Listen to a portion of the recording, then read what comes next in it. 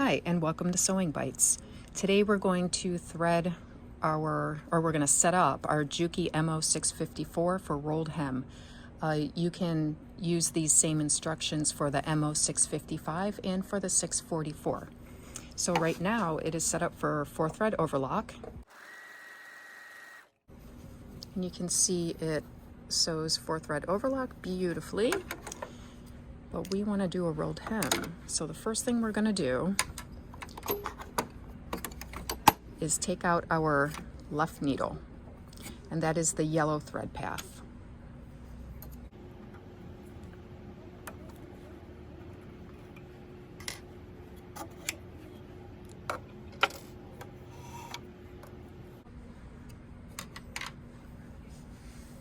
Okay, so with our left needle out, now what we're going to do is pull back our stitch finger. That's this right here. What the stitch finger does is it's this piece in here, and if you pull it back, you'll see it disengages. Your stitch, when you're sewing a 4-thread or a 3-thread overlock, actually is formed on the stitch finger. That's what keeps the edge flat. So we're going to pull it back because we want our edge to roll. So we do that. Your instructions probably say disengage the knife. I never do because I cut my seam allowance to where the rolled hem needs to be, and then I just skim the knife so I have a nice straight cut edge.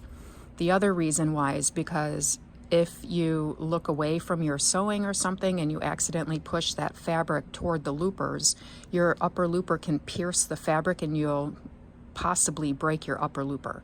I actually did exactly that maybe, I don't know, 10 years ago or something, and ever since then I just never disengage my knife. So now what we're going to do, we moved our stitch finger back, we're going to change our tensions.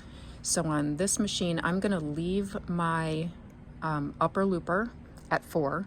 I'm going to increase my needle tension to 7, and I'm going to increase my lower looper tension to 8.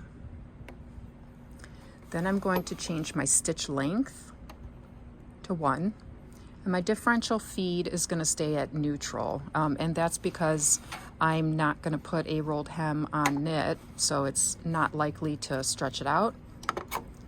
I'm going to use this, which it's just muslin, but that's what I'm going to use to do the rolled hem.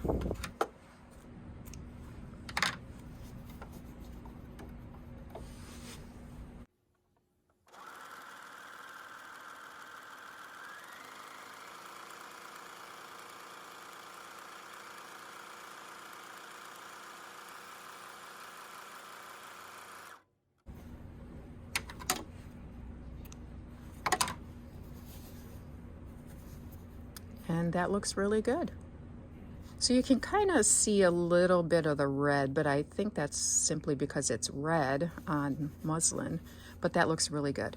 Now, if you want your edge to have more coverage, I just have regular sewing thread in the machine, so it's not going to give me an opaque edge. If you do want an opaque edge, put woolly nylon in your upper looper.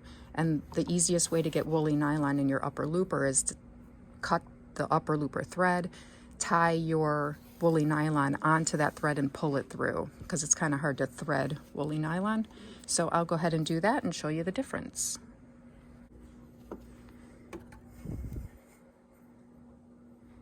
All right, so here's my upper looper thread, here's my woolly nylon. Just gonna bring them together, make a loop and pull. There's your knot. All right, and then you're going to pull that through.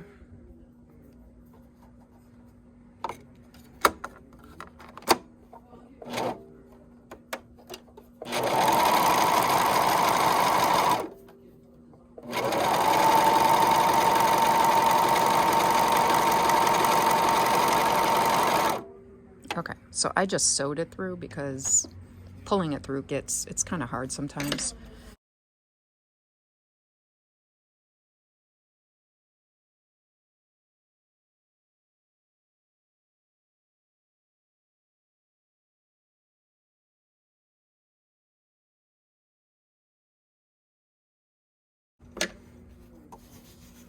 So there's the edge with woolly nylon, and that is really pretty.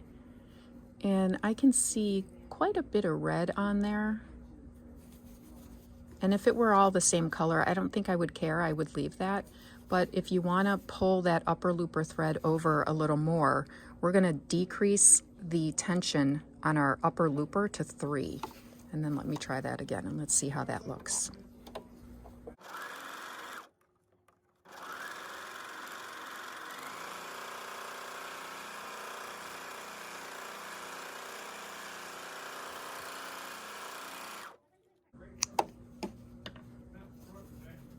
All right, so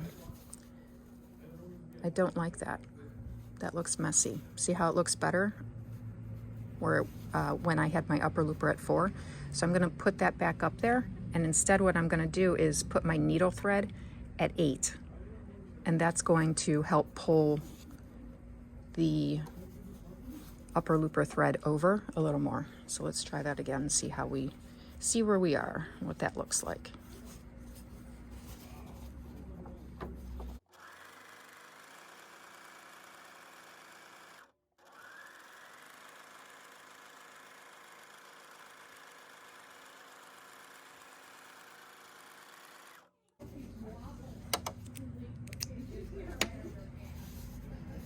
All right, so that's a winner. That looks really good. And you can still see a tiny bit of the red, but really that is only because it's red on a muslin background. That looks beautiful. So that's how I would leave it. And I have my tensions for woolly nylon, and I'm using YLI woolly nylon. I have my tensions, my needle is at 8, my upper looper is at 4, my lower looper is at 8.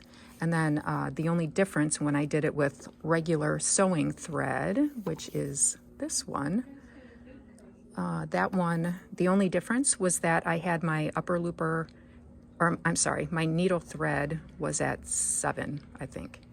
Anyway, that's it. Looks beautiful. If you have any questions, put it in the comments. I'm happy to answer. That is really pretty. And thank you for watching Sewing Bites.